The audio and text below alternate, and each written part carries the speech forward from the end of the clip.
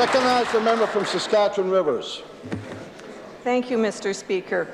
Wait times in healthcare continue to rise with no signs of slowing. In the last 8 years, surgery wait times have doubled.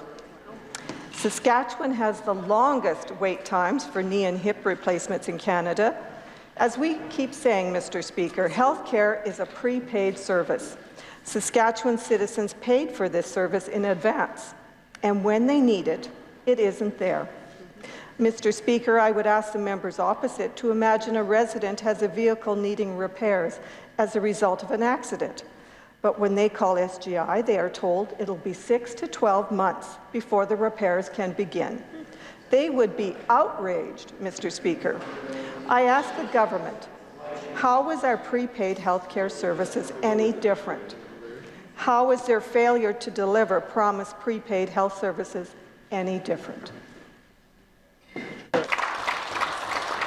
Recognize the member from Saskatchewan Rivers. Thank you, Mr. Speaker.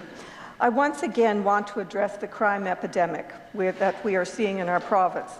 The violent crime rate is the second highest in the country. Robbery and theft are now the second highest. Non-violent crime is the highest in the country. The homicide rate has been breaking record highs consecutively for 3 years in a row. Saskatchewan RCMP are now telling us homicides are rising once again this year and are paced to break last year's record, a 4th year in a row. Mr. Speaker, our homicide rate is the highest in the country. It's 3 times higher than Ontario, nearly 5 times higher than Quebec. Mr. Speaker, I have just read this government's report card on crime. They have been the governing party for 16 years. Given the record highs across the board on crime statistics, what grade would they give themselves? Are they content with their results?